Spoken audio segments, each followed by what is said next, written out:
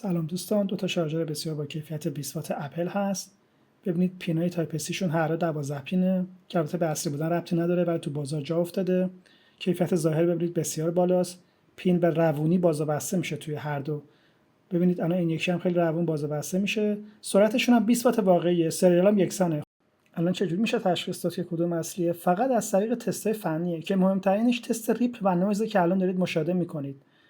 ریپل و نویز شارژر اصلی فقط 136 میلی ولته، در حالی که شارژر کپی به 520 میلی ولت میرسه که بسیار بیشتر از حد مجازه و به باتری گوشی فشار میاره و پس از مدتی عمرش رو کم میکنه. همچنین شارژر کپی از نظر حرارتی نسبت به شارژر اصلی عملکرد ضعیف‌تری داره. تازه این جنس خوبه بازاره و به عنوان اورجینال به فروش میرسه و یکی از بهترین کپی‌های موجوده. شارژرهایی هستن که خیلی بیشتر هم گرم میکنن. خیلی ممنونم از توجهتون. روز خوبی داشته باشید.